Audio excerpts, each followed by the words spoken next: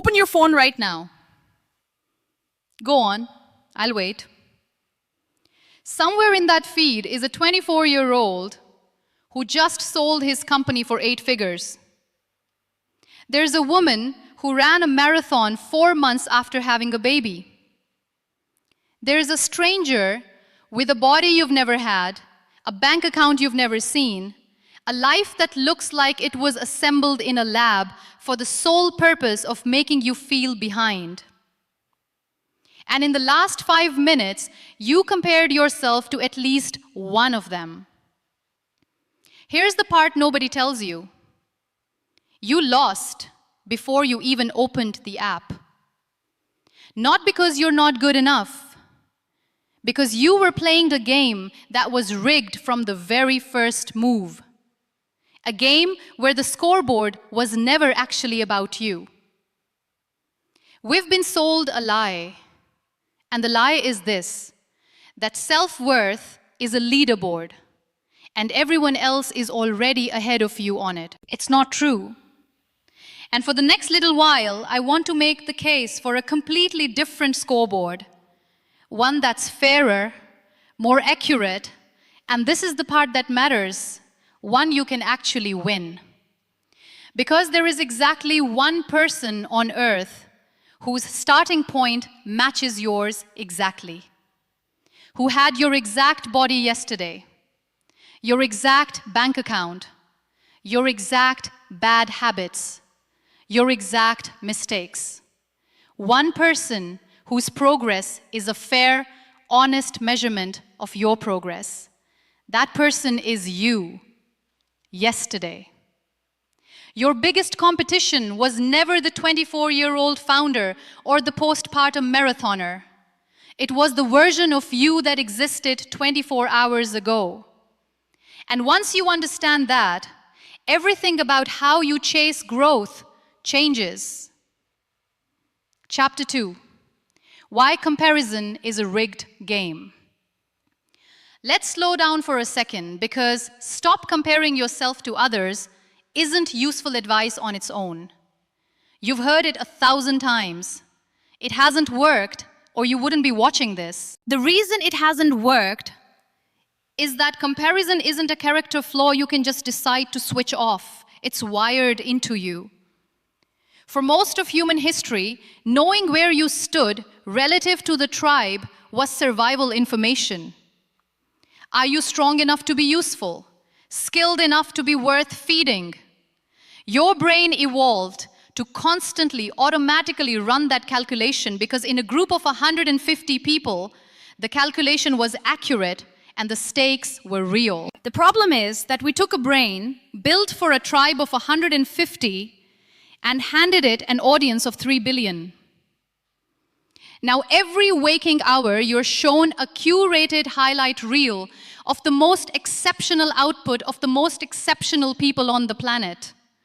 Stripped of all context, no mention of the inheritance, the 10 years of invisible failure, the hard stretch in between the good photos, and your ancient tribal ranking brain treats it exactly like it would treat a neighbor in the next hut, as real, relevant, comparable information about your own standing. It is none of those things. When you compare yourself to a stranger on the internet, you are comparing your entire, fully contextualized life, your bad night's sleep, your bills, your complicated family, your actual daily reality, to somebody else's edited trailer. You're comparing a behind-the-scenes documentary of your life to a movie poster of theirs. Of course you lose. Everyone loses that comparison, including the people you're comparing yourself to. Because somewhere, they're doing the exact same thing to somebody further ahead of them. It's turtles all the way down. Nobody at the top of that ladder feels like they're at the top. There's always another rung, another account, another highlight reel making them feel behind too. Which means the game has no winner. It just has an infinite supply of new losers, generated fresh every time you open the app. So if that game can't be won, the only rational move is to stop playing it. Not out of humility, out of strategy. You're not quitting comparison because it's virtuous. You're quitting because it's a bad bet. A game engineered to keep you feeling small, so you keep scrolling. But here's the thing about human brains. You can't just delete a drive that fundamental. What you can do is choose a different opponent. One where the comparison is actually fair. One where progress is real, provable, and entirely within your control. That's what the rest of this is about. Chapter 3, the reframe. Meet your real opponent. Here's the reframe, stated plainly. The only fair competitor you will ever have is the version of yourself from yesterday. Think about what makes a competition fair in the first place. Same weight class, same rules, same starting conditions. That's why we don't put featherweights in the ring with heavyweights. Why age groups exist in youth sports. Fairness requires comparable starting points. Nobody on earth has a starting point more comparable to yours than you 24 hours ago. Same genetics, same bank account, same relationships, same city, same body, same bad knee, same late night anxiety spiral, same exact hand of cards. The only variable that changed between yesterday you and today you is what you chose to do with the 24 hours in between. Which means, when today you beats yesterday you, there is no excuse available. No, well, they had more money to start. No, they had better genetics. All of that is held constant. What's left is just you and a single question. Did you use the day well, or did you waste it? That's not a depressing standard. It's the most liberating one available to you. Because unlike beating a stranger on the internet, this is a competition you have full authority over. You can't control whether you're smarter than the person 3 cubicles over. But you have almost total control over whether today you shows up better than yesterday you did. Getting up when the alarm goes off, instead of hitting snooze 3 times, that's a win against yesterday. Not a viral win, not a win anyone will ever see or clap for, but a real one, logged in the only ledger that actually reflects your effort. Doing the workout for 11 minutes instead of quitting at 10 like you did yesterday, a win. Sending the email you've been avoiding, having the conversation you've been dodging, going to bed 20 minutes earlier than the night before. Every one of these is a genuine, provable, undeniable victory. Small, unglamorous, real. And here's what nobody explains clearly enough.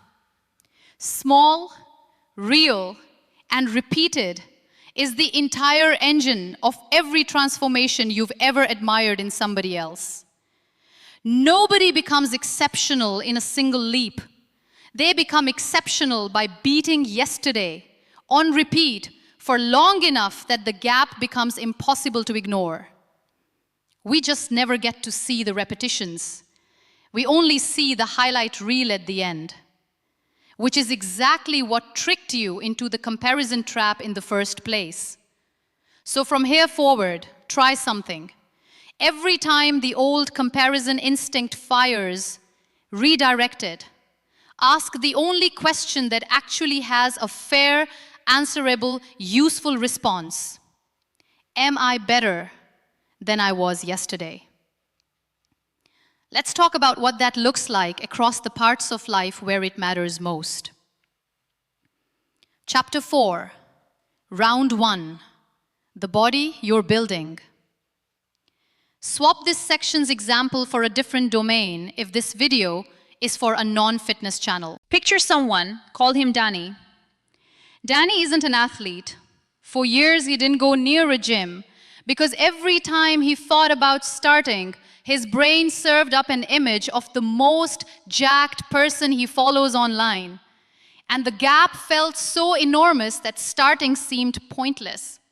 Why bother closing a canyon with a shovel? That thought kept him on the couch for 4 straight years. What eventually got Danny moving wasn't a transformation photo. It was a much smaller, much less inspiring thought. I got winded walking up 1 flight of stairs today. Let's see if I can not be winded by the same flight in a month. That's it. That was the entire mission. Not look like a fitness model, just beat the guy who got winded on the stairs. Week 1. Danny couldn't do a single full push-up. He did what he could, knees down, half range, whatever his body allowed, and logged it. Week 2. 1 more rep than week 1.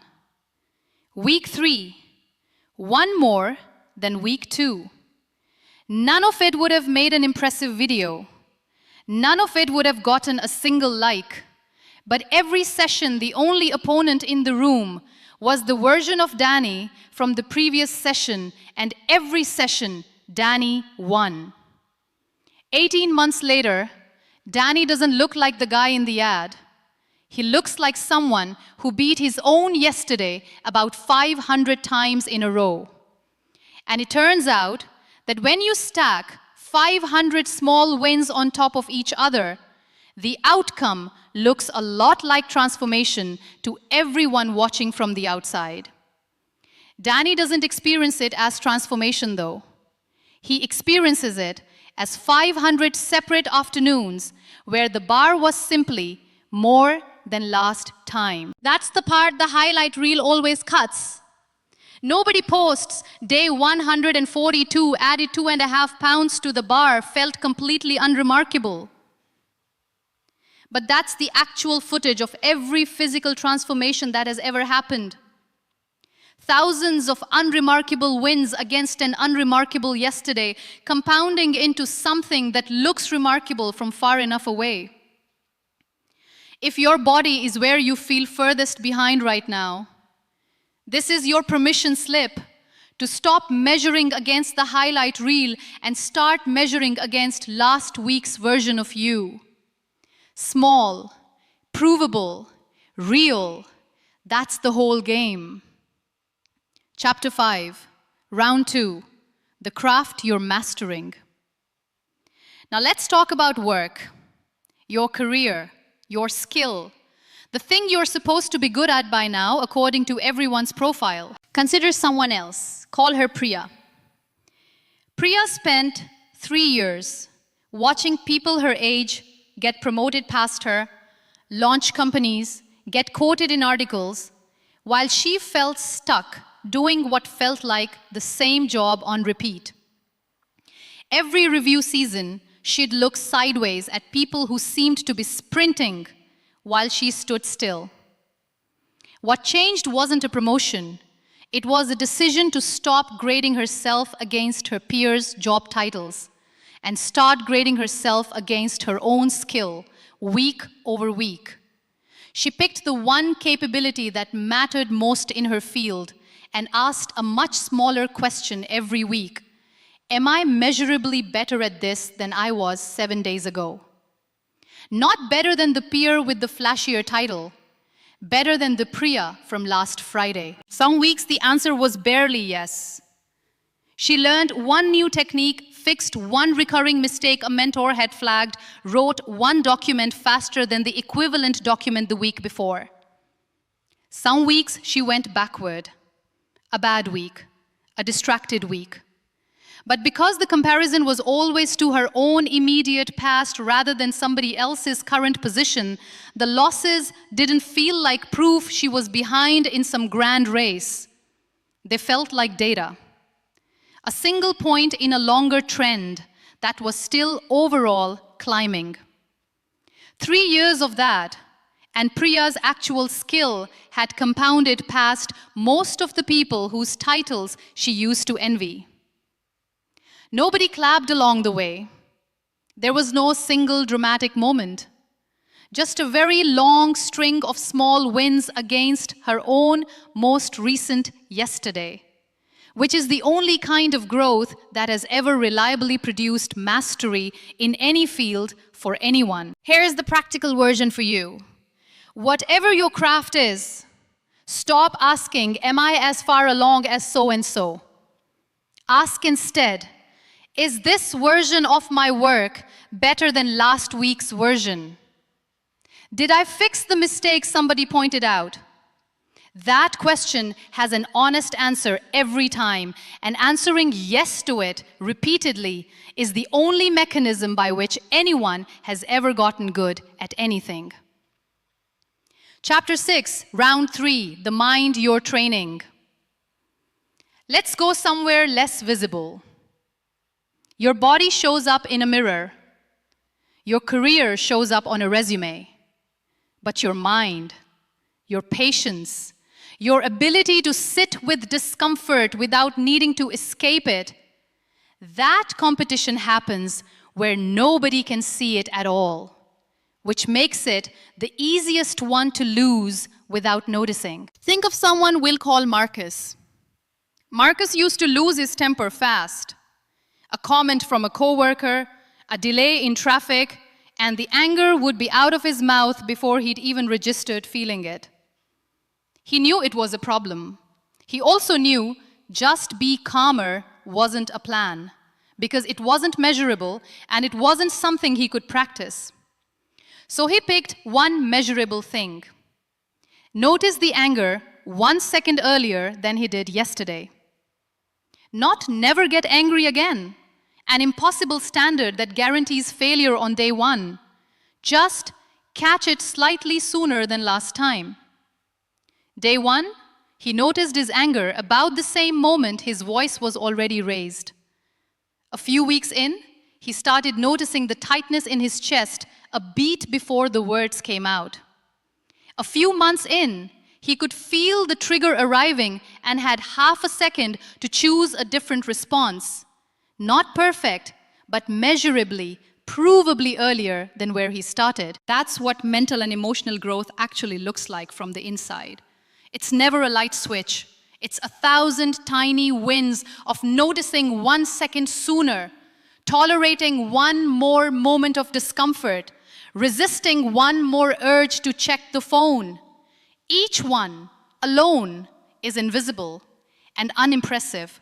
Stacked over months, they add up to something people start describing as a completely different person, except you know it wasn't one transformation. It was daily competition against a version of you that flinched half a second faster. If your mind feels like the place you're most behind, stop comparing your inner world to somebody else's outward calm. You have no idea what's actually happening behind their eyes. Compare instead to your own inner world from last week. That's the whole competition, and it's one you're fully equipped to enter today. Chapter 7, Round 4, The Person You're Becoming. There's one more domain worth naming, because it's the one people think about least deliberately. Character. Who you are to the people around you. Whether you keep the small promises. Whether you show up for the people who need you, especially on the days it's inconvenient. This one rarely gets tracked at all, which is exactly why it's worth naming here. Nobody has a spreadsheet for, was I a better friend this week than last? But the same logic applies with just as much force. Were you more patient tonight than you were last Tuesday? On a day that gave you just as much reason to lose it? Did you follow through on the small thing you said you'd do in a way that yesterday you might have let slide? Did you apologize faster this time instead of letting pride win a little longer like it usually does? None of this is measured in likes or promotions. All of it is measured in the quiet, private knowledge of whether you're becoming someone worth being. And the only honest yardstick for that, again, is the you from yesterday. Chapter 8, the math nobody shows you. Let's talk about why this actually works mechanically. Because this shouldn't just land as a nice sentiment, there is real math underneath it. A 1% improvement in a single day is invisible. You will not feel 1% better at anything. It's below the threshold of human perception. If the entire promise here were improve 1% today and you'll notice, it would be a lie and you'd correctly stop believing it by Wednesday. But 1% compounded daily is not a one-day story. It's a trajectory story. Repeated across a year, it doesn't just add up, it multiplies. Because each day's improvement is built on top of the previous day's gain. That compounding curve starts out looking almost exactly like a flat line. For weeks, sometimes months, it looks like nothing is happening at all. This is the exact period where almost everyone quits because the graph hasn't started visibly bending upward yet.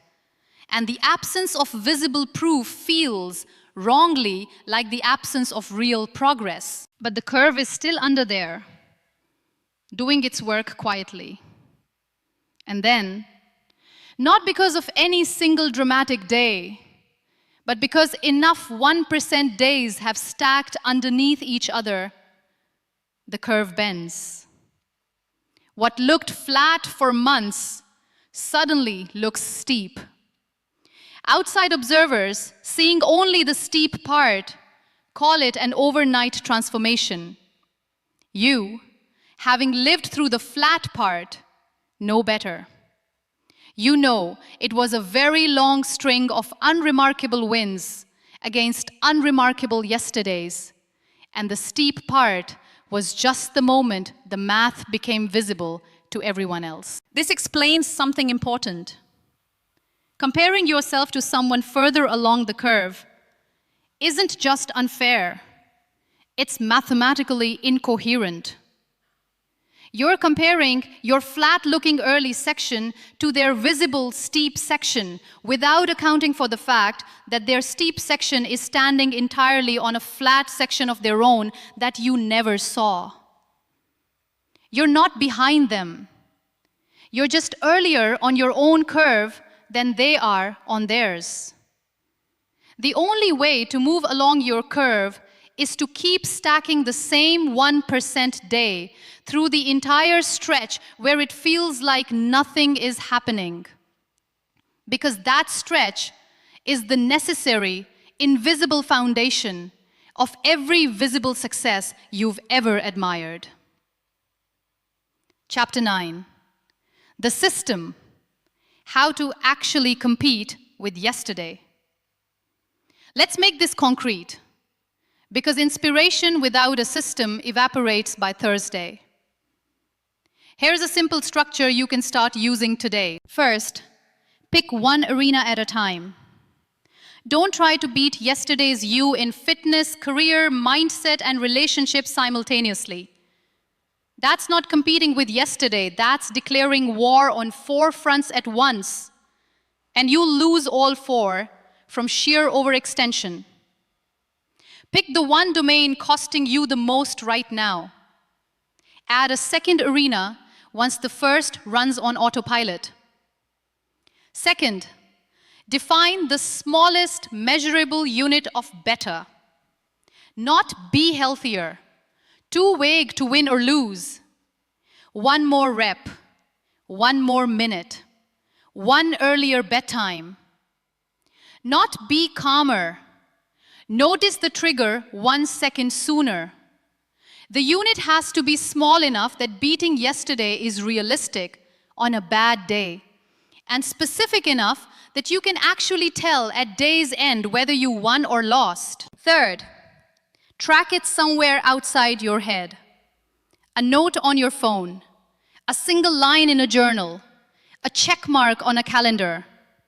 This matters more than it sounds like it should, Because memory is unreliable and motivation is worse. On your hardest days, you will need external, physical proof that yesterday happened and that today has a specific bar to clear. Without the record, beat yesterday quietly turns back into vibes. And vibes lose to a bad night's sleep every time. Fourth, review weekly, not daily. Daily is where you compete. Weekly is where you see the trend. Look back every 7 days and ask, more wins than losses this week? You're not looking for a perfect streak. You're looking for a slope, a general lean upward over time, because the compounding math from the last chapter only needs the overall direction to be positive. Fifth and most important, decide in advance what a loss means. Not proof you're failing, just information. This is where most people quietly abandon the whole idea, because the first time they lose to yesterday, the old comparison brain reactivates and starts whispering that this proves they were never cut out for it. Decide right now, before it happens, that a loss to yesterday is just a Tuesday. It doesn't erase the wins before it, and it doesn't disqualify you from winning tomorrow. Which brings us to the part nobody wants to talk about.